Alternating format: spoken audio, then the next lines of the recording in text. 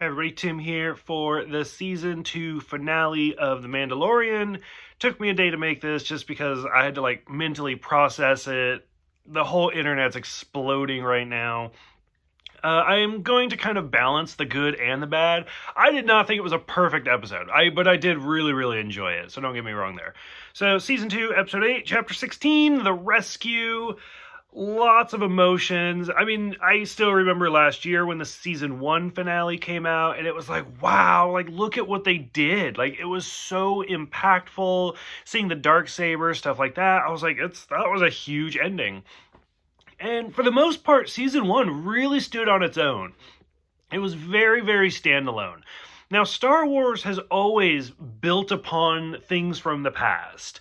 There's always references, there's always stuff. You can always kind of watch things, but to understand it, you literally need to watch everything. So, I mean, even the most simplified things, you could argue, are that way. So, if you watch the series for season 2, have never seen Star Wars before, you're like, who's Boba Fett? Oh, he's from, the prequels. People who've only watched the prequels, and then you get, oh no, he's from the Empire Strikes Back and Return of the Jedi.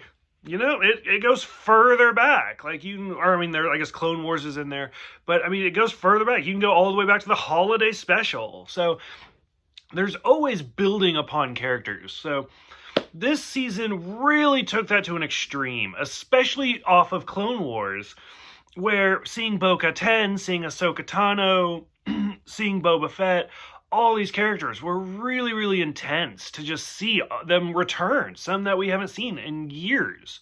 So really liked that. So for the actual episode, love the opening scene of Alderaan where Dune is just getting badmouthed by this guy.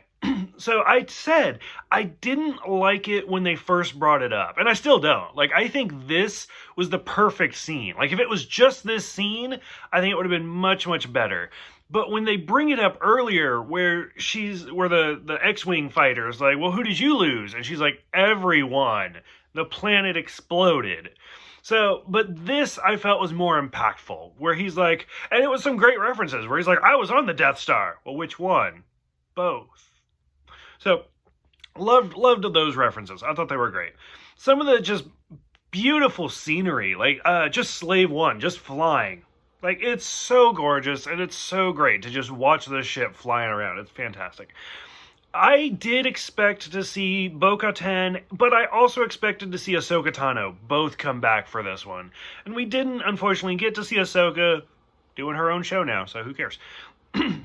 But it was great to see Bo-Katan again, once again played by Katie Sackhoff, play the original voice actor in Clone Wars, then in Rebels, and now in this. So it's fantastic, really well done. They do go into some more of the mythology of the Darksaber. That's, again, all things from Clone Wars and Rebels, where you can't just be given the Darksaber. You have to win it. Again, the Darksaber is the only lightsaber, or is the lightsaber from the only Mandalorian Jedi before. So I can't wait to see where they go with that story. Most of the action sequences are fine. I mean, to be honest, they're not bad, they're not good. It's standard Star Wars, to be honest. It didn't wow me. I had expected them to do a cut scene that they didn't. They just went all the way through, where you see the Jedi coming through, and when you first see the green lightsaber, you're like, ooh. Because at first I thought it was going to be Ahsoka, and I was like, oh, Ahsoka said fuck it, and she's coming back. And then, nope, you see the green lightsaber, and, I mean, that's when you're, start to get the prickly, and you're like, ooh. And then as soon as you see the glove, the hand and the black glove, you're like, oh my god, they brought Luke in. They really did. And that's where I was like, oh, they're just going to cut, and it's going to be this really kind of awkward scenes, which they did do a lot of, where, especially with R2-D2, where he's standing there, and the stand-in's there, and then the camera just cuts right here at the neck. I mean, it looks like the woman from Powerpuff Girls, and it's, perfectly filmed. So I was so happy to see Luke. Ballsy move to bring him in there.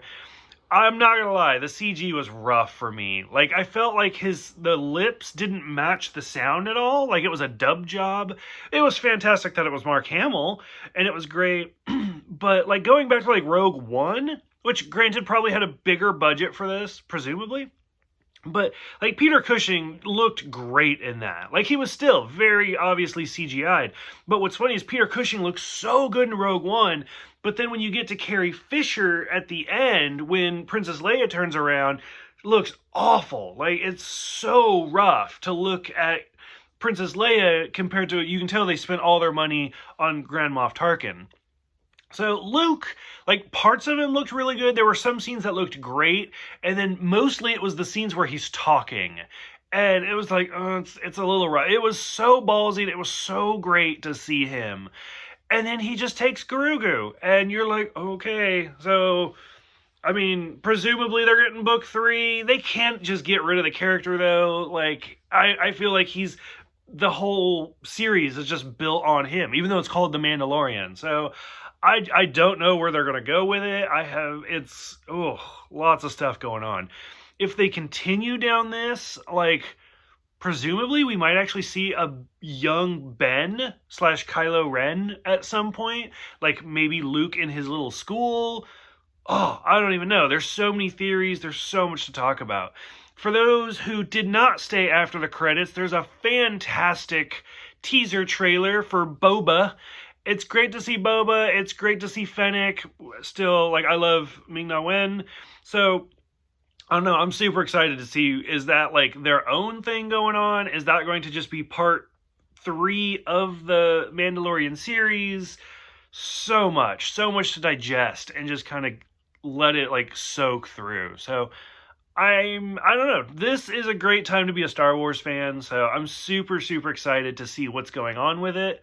Lots of shows around the bend, so let me know what you guys think. I'd love to discuss it. Thank you guys for watching. Thank you guys for subscribing, and I will see you guys next time.